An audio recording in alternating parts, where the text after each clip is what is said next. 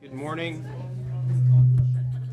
Call this meeting of the Transportation Policy Board for the El Paso Metropolitan Planning Organization to order. Time is now 9:06 a.m. We have a quorum present.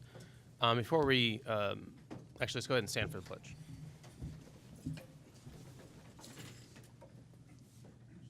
I pledge allegiance to the flag of the United States of America and to the republic for which it stands, one nation, under God, indivisible, with liberty and justice for all. Before we begin, I'd like to ask that we all join in a moment of silence. Had some very horrific news come out of New Mexico this morning. In Santa Fe, there is multiple casualties at Santa Fe High School in a shooting situation there, and it's a story that's become all too familiar, and don't know all the details, but it sounds like there's significant loss of life there, and want to offer our prayers to all those involved.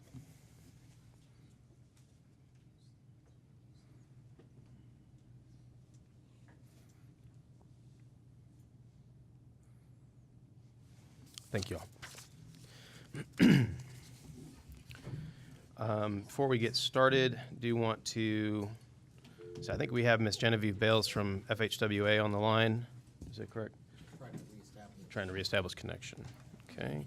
And I believe we might have Ms. Pearlie Tiggs from FTA as well. Do we have our new mayor present? No? Okay. All right. With that being said, we will sing a song while we're waiting. Bring my ukulele, I could play something. We should have hold music just in general, shouldn't we? Open comment period. So just a reminder, we do have 3 minutes for open comment, and we have Mr. Mike Rooney.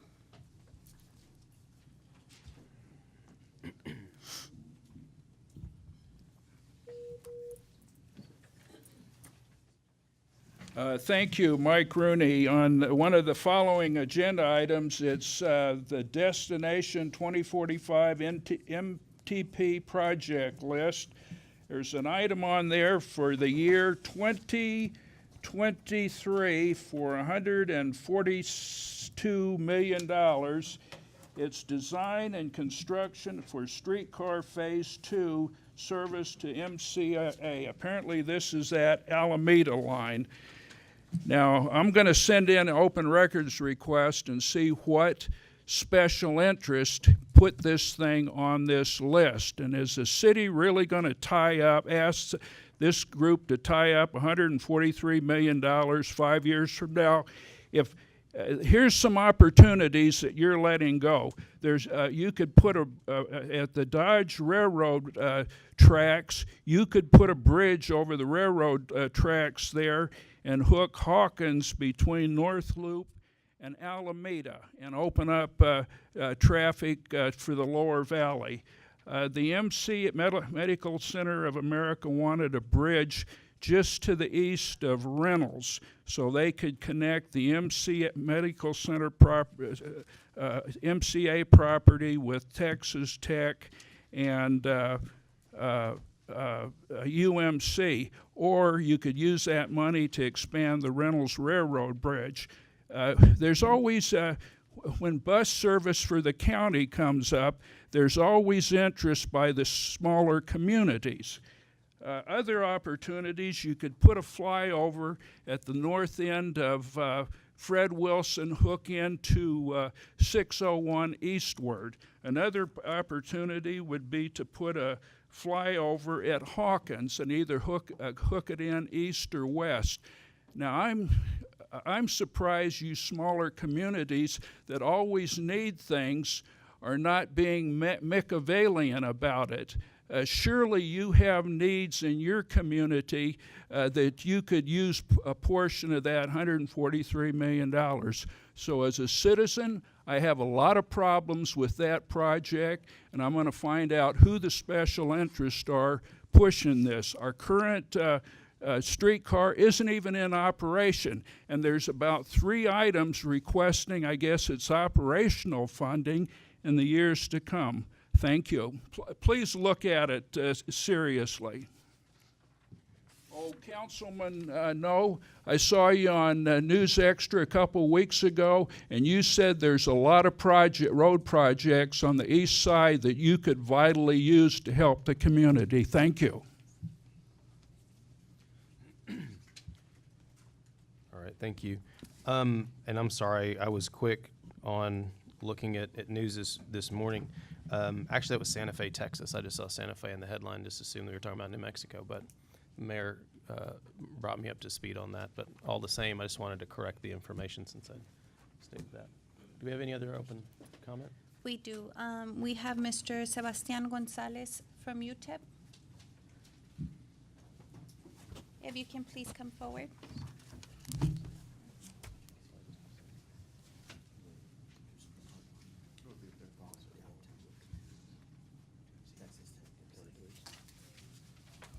So if you can please introduce yourself, and then we'll start, and you have 3 minutes for your public comment. Okay. Hello, everyone.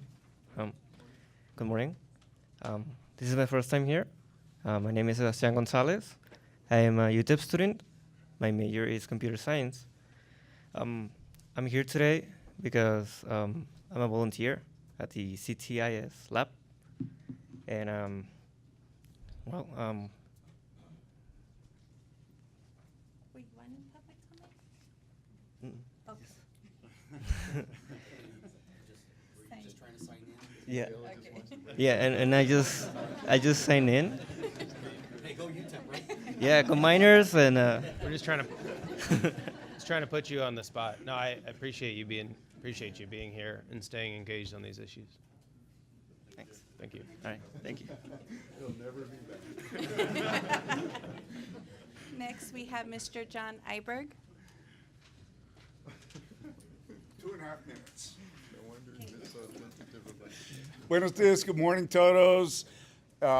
Chair, MPO, audience, thank you very much. My name is John Iberg, aka Juanito Iberg, aka Biker John, and I am an expert bicyclist with over 100,000 miles, 160,000 kilometers pedaling experience, both commuting and touring.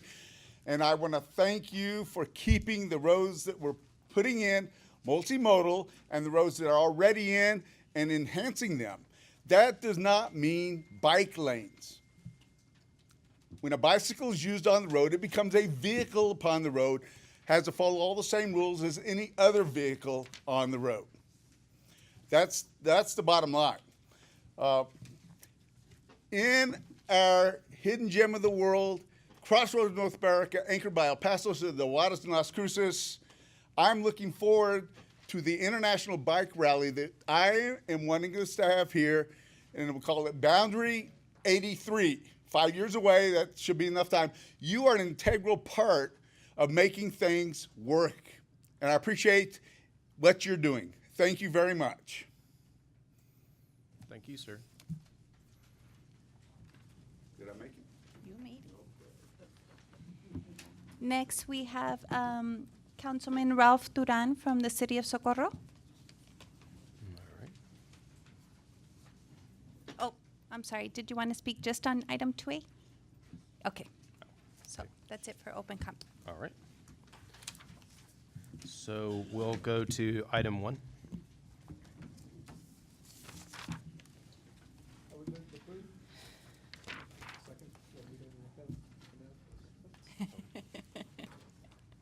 Item number 1 is discussion action to approve the motions and minutes for the April 20th Transportation Policy Board meeting. Okay, I have a motion and a second on item 1. Any discussion? All those in favor? Any opposed? Any abstaining? Motion carries. Item 2. Item 2 is discussion action to approve recommendations from the Transportation Project Advisory Committee to amend the amended Horizon 2040 Metropolitan Transportation Plan and the Horizon 2017-2020 Transportation Improvement Program for the El Paso Metropolitan Planning Organization, Federal Transit Administration 5310 Request for Proposal Projects to use fiscal year 2017 funding in the amount of $633,736 and to program in fiscal year 2018 for item A, City of Socorro Rio Vista 5310 Transportation Program for $84,665 of capital funds. And item number 2 is the FTA Section 5310 El Paso Urbanized Area Grant Project, Amistad, for $265,224 of capital funds and $283,847 of operation funds for Project Amistad. Good morning, Mr. Chairman, board members. Jose Landeros, Vice Chair with the TPAC. The item before you is something that the TPAC Chair, Mr. Greg McNichol, appointed an ad hoc committee to evaluate. There were 3 proposals submitted to the MPO. One of the proposals was disqualified because it does not meet the criteria as an eligible recipient of 5310 funds because it was a private for-profit entity. And the rules clearly state that you can be a private entity, but you must be a nonprofit entity. So the 2 recommended projects, the one that scored the highest is the City of Socorro's project, and then the remaining balance was all programmed to Project Amistad. The tally sheets are included in your backup, so you can see how the projects were scored. The ad hoc committee made the recommendation to the full TPAC, and the TPAC voted unanimously to recommend these 2 projects, and so we ask for your favorable consideration. Yes, Mr. Pickett. On the capital expenditures, and I ask this all the time. On your notes, it says that Project Amistad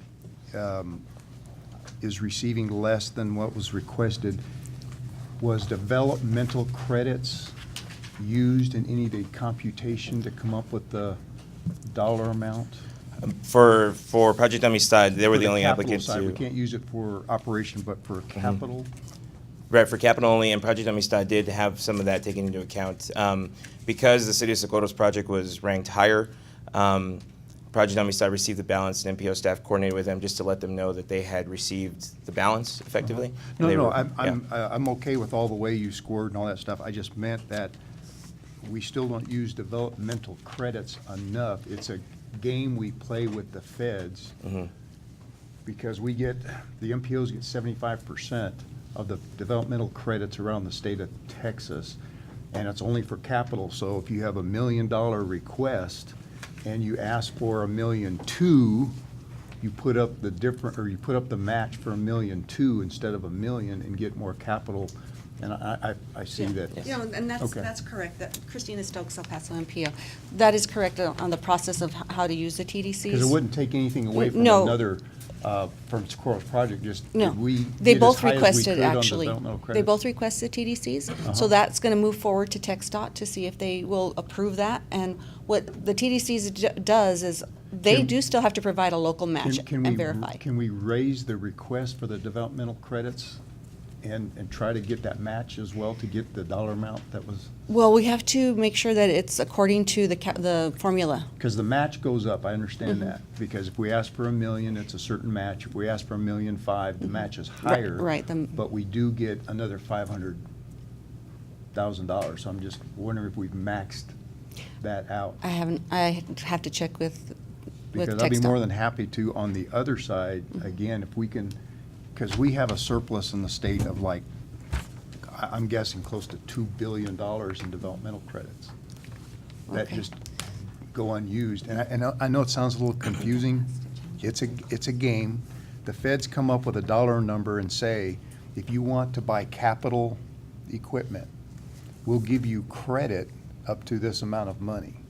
And if we ask for more money, yes, our match goes up, but we get more capital. Right, I'll have to check on that further I don't- because I wouldn't affect today's, but Okay. could we see if we Sure. can amend that later on to try to get the maximum for both of them? certainly we can definitely check into 'Cause that. I'm telling you, the money's just sitting there, just sitting there. It's not real money, I'm sorry. The credits are just sitting Right. there. We're not using them. Okay, we'll check on that. Thank you. Yes, Representative Blanc. I'm looking at the chart. What is the shortfall?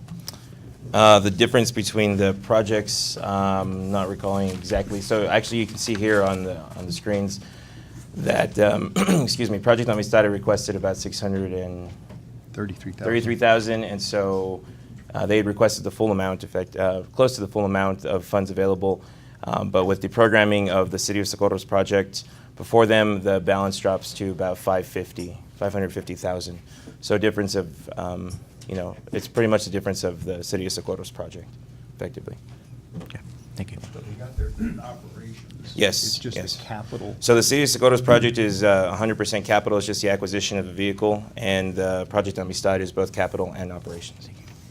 Because what is the match that we're required on the On- capital? On these projects, is it the standard 20%? No?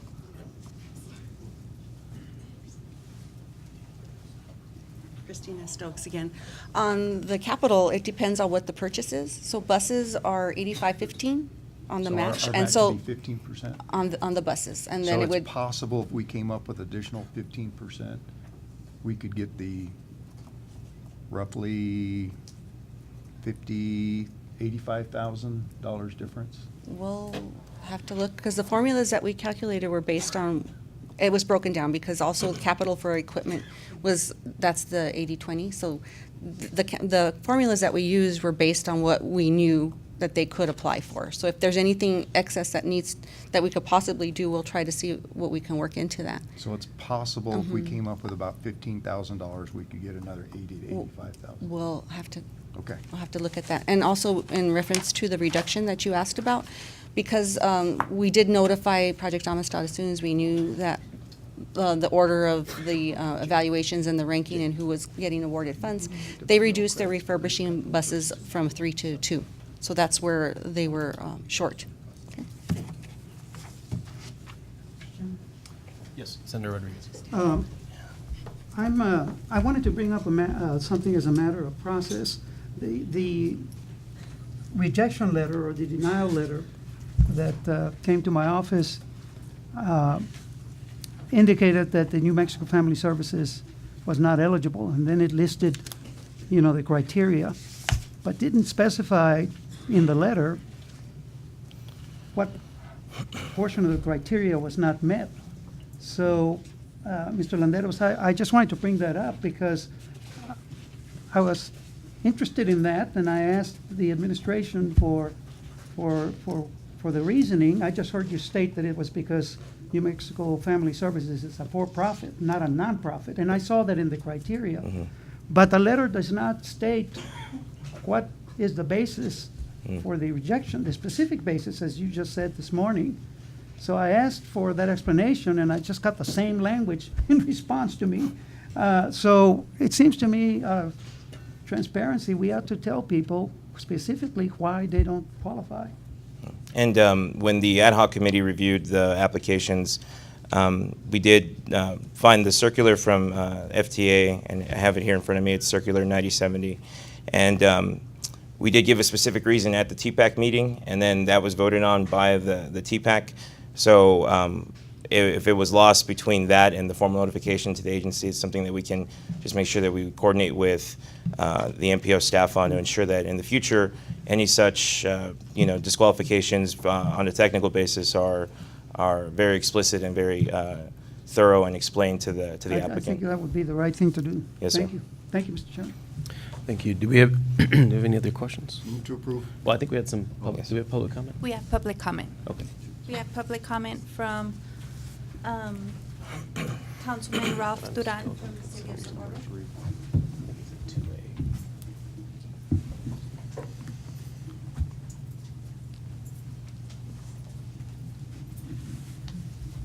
Good morning. Good morning, Chairman and board members. My name is Ralph Duran. I'm the District 2 representative from the City of Socorro. First of all, I'd like to thank all of you for the support that you've given our city in the past. And I would ask you that you do approve item number 2A for the bus that we're requesting. Socorro is a fast-growing community, and the needs of our disabled will be met by this bus. And I do ask your support. Thank you very much. Thank you. Do we have any further public comment on this item? No additional public comment. We have a motion. I have a motion from Second. a second from Senator Rodriguez. Any further discussion? All those in favor? Aye. Any opposed? Any abstaining? Motion carries. Item 3. Item number 3 is discussion and action to approve the recommendations from the Transportation Project Advisory Committee to adopt the draft Destino 2045 Metropolitan Transportation Plan, the Destino 2019-2022 Transportation Improvement Program, and the Transportation Conformity Report for the Destino documents, and to forward these planning documents to the consultative partners for approval. Good morning, Board. Jose Landeros with the TPAC. These are the finalized documents that the Board originally saw back in December of 2017.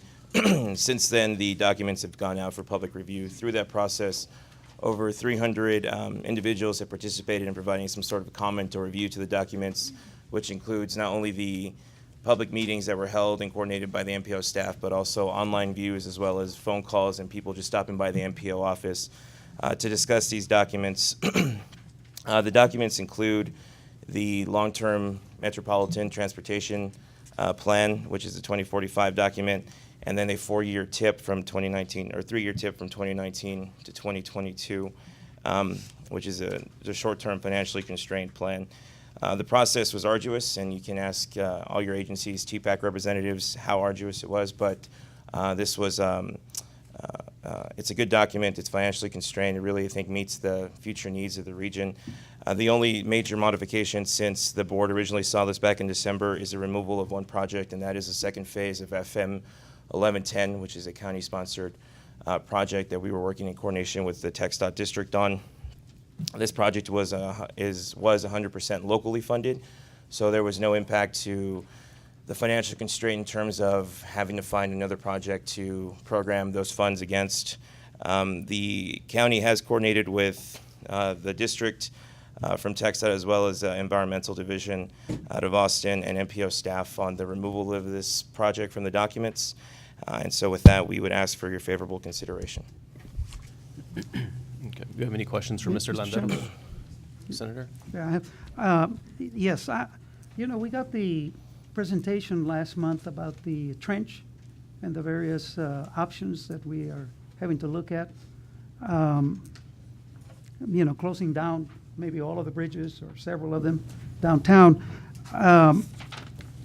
What is the connection between that and the widening of I-10 here in these particular stretches that we have in the project that deals with the I-10 widening at downtown? And as I understand it, we're talking about adding a lane, for example, from Campbell going east up to Dallas Street. Mm-hmm. And then we're doing the same thing from Executive Center down to downtown. And so we're talking about widening that area, and so is there any connection to the trench? I would defer to Mr. Bielik to provide some specifics on that, but I think generally what we see with widening projects is just removal of shoulders and with the existing, so there's not a physical widening, it's just an added capacity by restriping, reconfiguring the existing right-of-way to carry more traffic. Mm-hmm. Mr. Bielik? Which I assume is based on traffic projections? Are they local traffic, or is it the east-west So traffic, or both? So part of the planning process and the role of the MPO is to create the travel demand model, which is looks at existing and forecasts out the transportation demands on the counties as a geographical area on their infrastructure. And so part of that is just identifying hotspots and problem areas where future capacity will be needed, or other improvements will be necessary. And so part of that is used by the district and by the state and other entities to just adequately plan for future growth. So it is based on the existing demand as well as future projections. Mr. Okay, the quick answer is what's in here is simply a placeholder because the study isn't finished. We haven't determined what the final alternative is going to be. In answer to your other question, approximately 80 to 85% of the traffic on I-10 is local. It's generated locally. The origins and destinations are local. The through traffic is is relatively small and it's mostly freight. And then the other thing to add to that is that, to dovetail off of Mr. Bielik's comments, the TIP, the 2019 to 2022 TIP, is the document that is actually very financially constrained, that shows those projects are going to happen within this time frame. The long-term document, as Mr. Bielik mentioned, includes projects that are critical to the region, but it doesn't get down into the weeds of this specific funding category and everything else like that. So once you pass 2022, so any projects in 23, 24, 25, all the way to 45, those projects are simply funded with some revenue estimates that the MPO, in coordination with their consultative partners, have made on what funding is going to be available in the future, what can we reasonably expect. And once we get closer to those years, that's when you actually start to dive down into the details and actually fund specific line item revenue into specific projects. Yeah. Two more questions, Mr. Chairman. Yes, sir. Last month, I also asked Mr. Bielik about the status of the Anthony Gap project, and I think I recall the answer was we don't have the funding for it at this point. So I'm kind of wondering, in light of the response about the traffic caused by the 18-wheelers, we're spending money on this widening because we want to alleviate that problem with them. So I guess my question is, doesn't Anthony Gap have an impact on what we do downtown as far as that kind of traffic goes? It does, both are needed. And this one has precedence over the other one? Yes. Well, very simply, by 2042, downtown will be a parking lot if we don't do this. Mm-hmm. And parking lots don't have a lot of economic viability. Right. Well, I don't know about that. Unless you're a parking Seems like lot We're owner. building a lot of parking lots downtown. Only if you own the parking lot. Ah, if you own it. I correct myself. I stand corrected. And it's a toll parking lot. My last question is there contemplated for these additional lanes, for example, from Campbell to Dallas, exit ramps sometime down the line? Actually, we're looking at taking away a lot of the exit ramps that are out there. Something on the order of 35 right now. But we're not contemplating building any. Oh, we're Be looking at relocating some, yes, changing some to braided ramps. We're looking at changing configuration from diamond ramps to X configuration. I mean, we're looking at a lot of things along that entire corridor. Mhm. But does it include, my question is, does it include new ramps from Campbell to Dallas? After we widen under this project? That really depends on what happens with a couple of the bridges, particularly Cotton Street. It depends on whether we can get the land from UPRR to extend the frontage roads, Mhm. which would change some of that. Okay. All right. Thank you, Mr. Chairman. Yes, sir. Sure. Yes, Chairman Pickett. I just want to make a couple comments. I'm not going to vote for this. One of the reasons is I think that's flawed. We don't have a priority list anymore like we used to. And if someone were to ask me for the region, not just my district, just for the region, including New Mexico, what would be the top 10 projects? I don't think many of us could answer that. The Senator brought up Anthony Gap, Northeast Parkway. This is a long-term plan, and it is in here, but again, we haven't prioritized. Mr. Rooney brought up a project that is in here, and to try to give Mr. Rooney some solace in that it's in here, Mr. Rooney, under Federal Transit Administration funds, not state funds.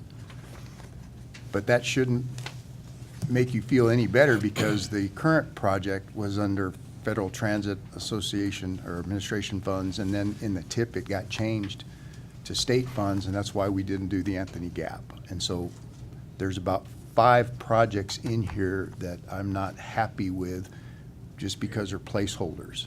The long-term plan, as was explained, is you estimate where money comes from. If you were to apply to Federal Transit Administration, for instance, for that extended project, I doubt that they would approve it. But since it's in the long-term plan, we use it as a holder, and I think it's dangerous to do that. And since we haven't prioritized what our projects are for this region, the tip is extremely important. And so I just can't put my approval on something where there is no prioritization, and overnight something could be changed into the tip that really didn't have that long-term plan. So for those reasons and others, I can't support it. And I know it's going to pass. The real issue is the tip, and I'll work to do whatever we can in the tip, but this document just does not reflect, I think, our region. Make a lot of sense. I think we actually internally in our state are going to get a lot of criticism for this plan internally. No one's going to send us a letter saying it's bad or anything like that. It'll meet the technical criteria. We'll eventually get it approved by Federal Highway and by the state, but I know it's flawed. Yes, sir, Mr. Bielik. Yes, I'm going to vote against this as well, and there are several reasons for it. One, I'm assuming, and we dropped the project, and I'm assuming that the MPO has worked out the air quality impacts of that with FHWA. But beyond that, if we approve this, we've killed the purpose and need for the environmental, which also included phase 1 of the FM 1110 project. So that kills that project. And I've got to reallocate the 11B money, and that's no problem. I can find a place to put that money. The plan also shows in 2031 that TxDOT's going to be the sponsor for what would effectively be phase 3 of 1110. We're not going to support phase 3 of 1110 if phases 1 and 2 are not built. And finally, with respect to the streetcar going out Alameda, that is State Highway 20. And no one has spoken to the district about using a state highway for a streetcar on State Highway 20. So it doesn't make any difference what kind of funds are allocated. State Highway 20 is not a route that today I will tell you that we will approve a streetcar on. So we will vote against it. Thank you. Mr. Landeros, do you have any comments in response? Yes, thank you, Mr. Chair. The county began its conversations with the district office about our financial concerns related to FM 1110 about a year ago as we were going out for a state infrastructure bank loan. We were evaluating the revenue projections with our financial advisor and our budget team, and it was then that we realized that we were not going to have the capacity to fund 1110, which is when we approached the district and asked what our options were related to this. There's been a lot of conversation back and forth and coordination, including with the MPO.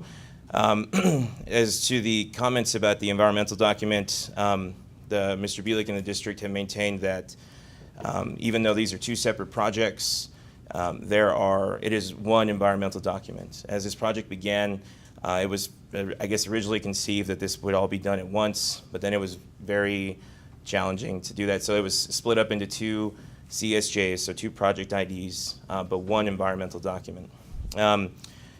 The thought was that if we remove this from the project list today and that gets submitted to the consultative partners, as a result of that action of having one phase in, one phase out, the environmental document would no longer be of any value, and it would effectively kill the first phase of FM 1110, which the county is also working and coordinating on financing with the district. The county coordinated a meeting with the director of the environmental division for TxDOT in Austin. Commissioner Perez and Judge Vogt were on the phone. Judge Vogt was on the phone. Commissioner Perez was in person with Mr. Carlos Swanky from TxDOT Environmental, who stated that the current plan that is in place right now, which is the amended 2040 plan, that plan is what governs the region as they evaluate the environmental document and other things. So, given that the district is working on finalizing the environmental document and should finalize the environmental document in the next few months, fingers crossed, we hope, there should be no impact to the environmental documents approval. And that is directly from the Director of Environmental Sir, that is Division. absolutely wrong. That is Hey, absolutely wrong. Hold on. You finish all you want. So again, that is directly from the Environmental Division Director out of Austin, who stated that the district and them were close to finalizing the environmental document, and there should be likely no impact to that document, and as a result, FM 1110 Phase 1 should still be something that we can move forward with. Okay. Representative Gonzalez, do you have a comment or question? Thank you, Chairman Moody. Thank you, Jose. I know that y'all have worked really hard on this. I know we're on a deadline. I know the county has specifically looked at this, and I really appreciate everybody looking at it. I also want to say, in regards to your meeting with TxDOT in Austin, I had the same similar questions. The same response was given to me. I mean, at the end of the day, this project is one in my district and in a lot of our areas, and so I know we all sincerely care. And so, question. From my understanding, what we want to happen, or what's proposed right now, is FM 1110 Stage 1 still happens, and FM 11 Stage 2 doesn't happen, correct? Yes. And that has all been checked and verified with the appropriate people, correct? Yes. Okay, so I think it's really important for the entire board to understand, like, that there might be maybe some misinformation out there, but this has been checked multiple times by multiple sources, specifically the ones that are higher up who would look at this. Yes? Right. So the entity that would, again, the Director of the Environmental Division, which is a few years ago, the federal government delegated all of a lot of environmental review processes to the states through the NEPA process.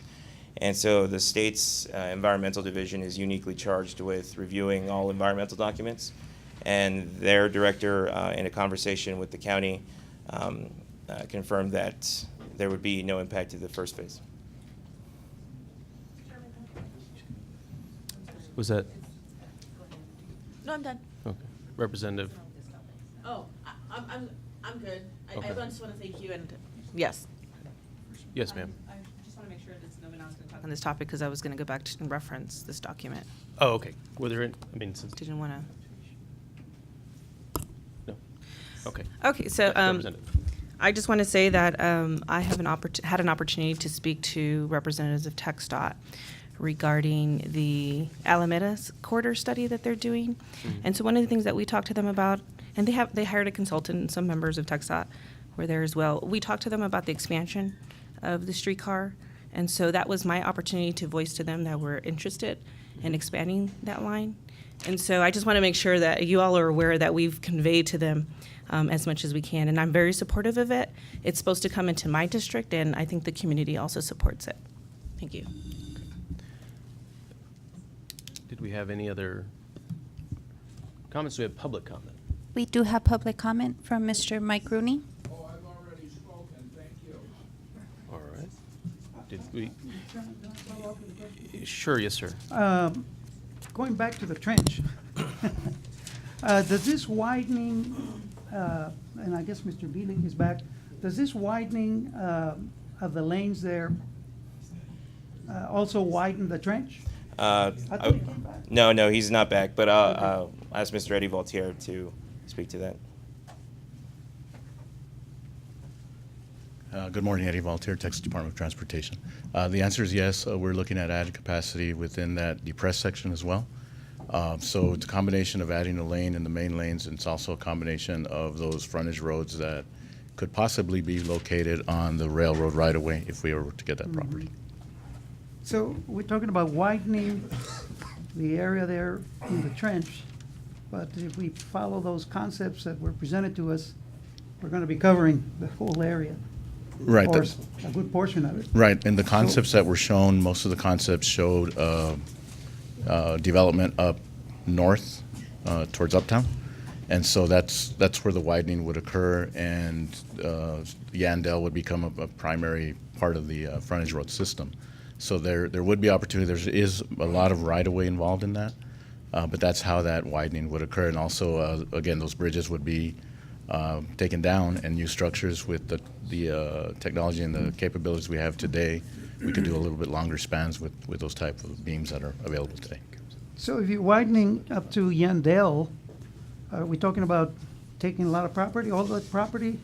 There will be, depending on, it hasn't been determined yet what alternative is going to be, but all the alternatives do venture up north. There's So businesses there, the Holocaust Museum, all of that would be Yes. potentially subject to yes. eminent domain. Correct. Well, so finally, my last question is, we're voting for the whole thing? Can we vote on Mary's project and maybe not on some of these other projects? This is to adopt We can't this, pick and choose? to move this, well, that was the part of the process that we've been up to this point. Can I ask a technical question of Michael? Yes, sir. Mr. Medina, when this is adopted, when would we make, when would it appropriate for amendment? So if the board elects to approve this, we send it to the federal partners. The federal partners have 90 days to respond to the board's request for approval.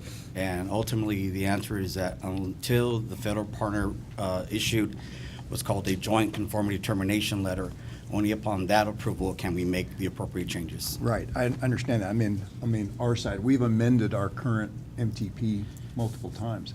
The reason I bring it up is my objection isn't a project specific. There's no secret that I think the trolley is a big mistake. It's hurt it. We didn't do Northeast Parkway because of it, but it's not one project. I have a problem with the overall plan. I have a problem that we don't have priorities. Right. And so my question is, when this is adopted and the feds, everybody's okay, when could we, as a board in a region, amend it and possibly have priorities so that we're one of the few communities right now that don't have priorities? I mean, that's my deal. When could we do that? Next spring, early? Well, because we're going to have amendments no matter what, because there's going to be projects like this one that the senator's talking about.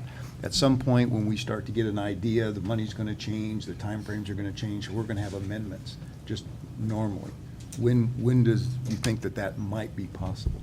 In my professional experience in working with the federal partners, I would say that we're looking at the time frame of either spring of next year. Okay. I would say that's a very safe And that's not a estimate. bad thing. Again, I'm just throwing it out there that maybe, when this is adopted, we should take, I think, a little bit more serious what this MTP is. Right, and I guess just to elaborate is that what this plan has done, which it has never really done in the past, other than some of the strategic planning that this board has adopted with two other previous initiatives, is that it does take the 10-year plan that our local textile district has developed. It really complements that. Along with that, it also complements what is fairly eligible under those funding categories. That has to, because that's part of state law now. We're supposed to coordinate with the Correct. Unified Transportation Plan, the 10-year plan of the state. Correct. So my ultimate recommendation is that ultimately the board can make decisions upon priority. Now, if this board elects as it moves to the development of a new plan, is that I would highly recommend that strategic planning become the focal point of this body. I think that the last two comprehensive mobility plans, whether they were done in coordination with the city, TxDOT, the MPO, and even the county one, was very successful. So my recommendation to the board is that as we move in that direction, strategic planning becomes a priority. And this is why it's important, is because, as mentioned before, is that there is a lot of environmental work that is going forward. We need to make sure that those environmental documents are classified in the MTP. That way that sponsoring agency can move forward with those type of priorities. The bottom line with this is that this is an entirely federal process. It's not perfect, but this body can certainly direct the MPO staff in making those hard recommendations. And then just to add to Mr. Medina's comments, the 10-year UTP for the local district office for TxDOT is a listing of the district's priority for on-system projects. So in addition to that that list of priorities, every entity came to the planning table with their priorities. So, I mean, I think it is a reflection of the county, the city, the various small municipalities, of the priorities there. And through the conversations and the multiple meetings that were had, I think there was a lot of good exchanges. New partnerships were developed. The city and the county are going to be working on a few projects together. The county is also going to be partnering with a few of the other small municipalities as well. I do think that the document, while not perfect and the process, could always improve, I do feel that the document is a reflection of the priorities at this time for the region. And however we can improve on that, the TPAC we'll do whatever the board asks us to do, and whatever way that we can help to improve the process, we'll be there. Yes, sir. Just so this board makes a vote and knows accurate information. As soon as this board takes action and votes for the 2045 plan,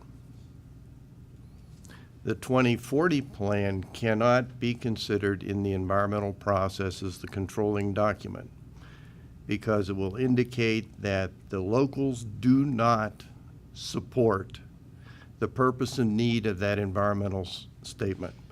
Now, Mr. Swanky was briefed that the plan was to leave that project in the 2045 plan and that it could have been delayed. Ma'am, I briefed Mr. Swanky. Hold on. So he was briefed that it would remain in there and it could be delayed later on. So it didn't make a difference from his perspective. Just so you know, that is what the situation is. If this board takes action, approves this plan without it in it, I just have to find another place to put the $10 million of 11B, that's all. Hold on. Yes. That we should urge members of this board to always display professional decorum. I'm very disappointed on some members' behaviors today, and we should work collectively and show respect at all times. Okay. I appreciate that, and I thank you for your comment. And as chair, I know I'm tasked with maintaining decorum here. I know there are a lot of conversations that have happened over a long period of time. People have come to different conclusions, feel very strongly about them.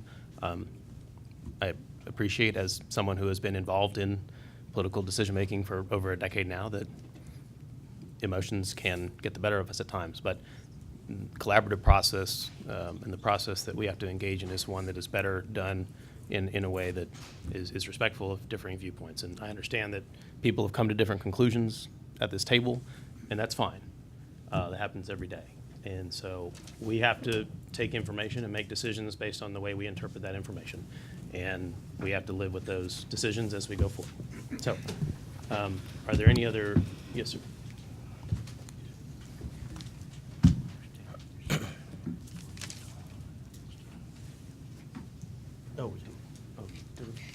Do we have some? Ms. Bales from Federal Highway Administration would like to state something. She's on the phone. Sure. Good morning. I just wanted to make a statement with regard to the 2040 plan and to let you guys know that your 2045 plan will not be in effect until after FHWA and FTA make a determination on conformity. And your area is actually going to go into a conformity lapse grace period for up to 1 year as of June 6th, because there's not a current conformity in place that meets that 4-year window. That means that you're going to be operating on your current 2040 plan and your current 2017 to 2020 TIP. Do you have any questions? Members, do we have questions? So what does that mean? Yeah, what is Mr. Chair, and again, this just may be a differing viewpoint that the county as a sponsoring agency has with the district, but while FHWA can't comment directly on this because that, on the environmental process, because that authority has been delegated to the state, FHWA's comments here to me reflect again that the current plan will be our guiding document. And so that's the issue, that's the disagreement that exists right now, is that if the current plan is the guiding document, that is the plan that environmental from TxDOT will be looking at to see whether or not to approve. And that's the issue that the county and the district disagree on at this point. Okay. Thank you very much. Thank you. Do we have any other, No additional comments. and we don't have public comment? No, sir. Okay. I'll Oh. entertain motions at this time. Motion to approve? I have a move to approve. I have a second. All those in favor? Any opposed? Aye. No. Can we? I'm did sorry, you- who were you said able to no? reflect the no votes? Okay. And any abstaining? None? Okay, motion carries. Thank you all for the conversation. Thank you.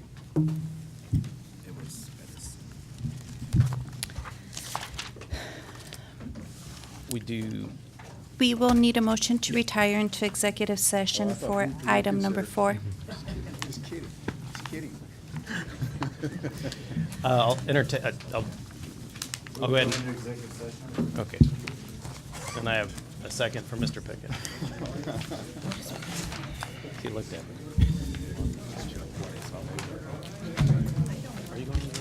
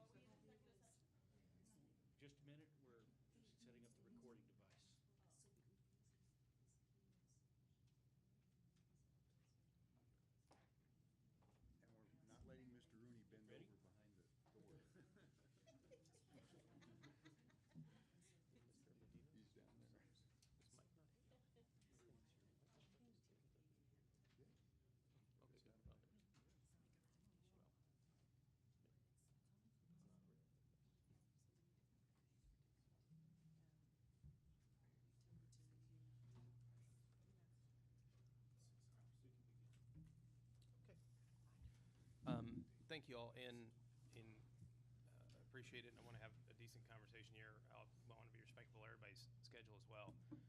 As y'all know, earlier in the year, Mr. Medina had indicated to the board that his intent to retire. There were some conversations around that, and that time is nearing, and so we're moving into a transition phase. And so my purpose of placing this item on executive session is to have the board as a whole, and I'm going to begin with Mr. Medina, and then I know that Chairman Pickett has to leave, so I'm going to come to him. But my thought here today is, if you have qualities or qualifications that you think we need to look for in an interim executive director as we transition to a search for a new executive director, I'd like for you to speak that at this board meeting, because we will task the executive committee to bring a recommendation back to the board that is reflective of our viewpoints. Obviously, you can't check all boxes, but I want everybody to hear the needs, their desires, what they expect out of a transition ED as we move into a search for a permanent. And so that was the purpose of adding this item, so that we can have that discussion and we can all have ownership over that as we move forward. And so, Mr. Medina, you've been in that role before, both as interim and then as permanent. So from your perspective, as this board moves forward, and I think we'll have some opportunity to thank you for everything that you've done, but as we look forward, what would you advise this board to be looking for in an interim transition executive director? So I think that for the most part, let me just start with some mechanical components that we have to do as we move through this process. Is that the first thing that we'll bring back to the board, and we'll also make a recommendation through the executive committee, is to make a change to the UPWP. Is that there's a couple of options of how to attract a new director or an interim, but ultimately, excuse me, UPWP. Is that we need to make sure that the federal partners are aware of how the board is going to look or do a search. The last time, the policy board decided to partner with the city of El Paso. The city of El Paso had a recruitment agency, and once the federal partner established that all federal processes were met by the city, that's how they did the recruitment. On the other hand, is that the board can also look at doing its own recruitment. In its relationship to the interim, it becomes important because upon my retirement of my service here, is that you need someone to sign official documentation and keep the MPO running from an operational perspective. There's contracts that are coming forward, agreements, things of that nature, and so it becomes critical to identify that person. That person can come within the ranks of the MPO.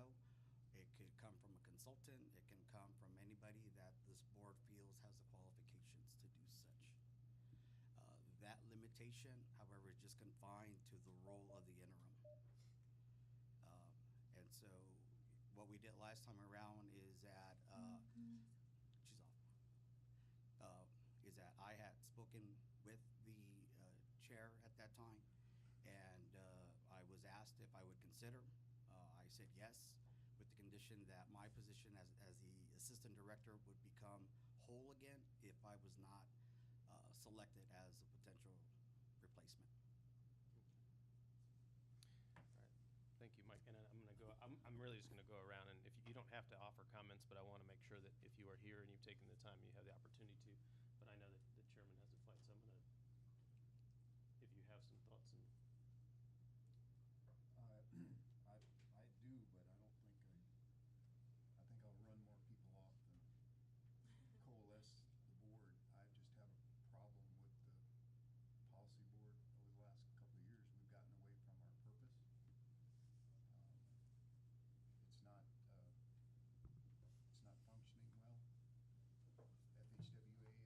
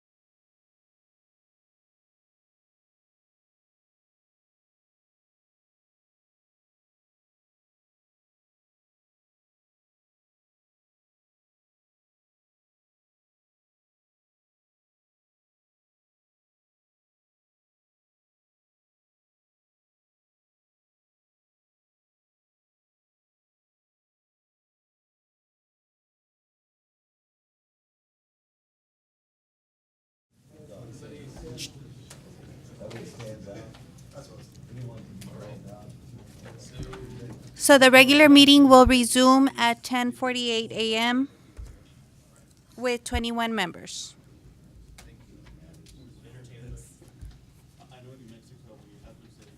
Statement that let the record show that only those items identified on the agenda were discussed and that no decision was made in closed session.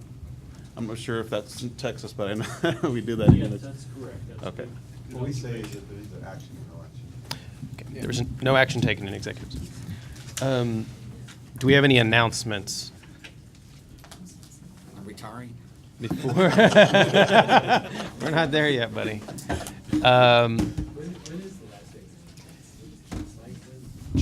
End of June. So in accordance to the communication that I sent to the board, it's June 30th of this year. Any other announcements? Mr. Chair, move to adjourn. Okay, motion to adjourn. Second, all in favor? Aye. Any opposed? Any abstaining? Time is now 10:52 a.m. and this meeting is adjourned.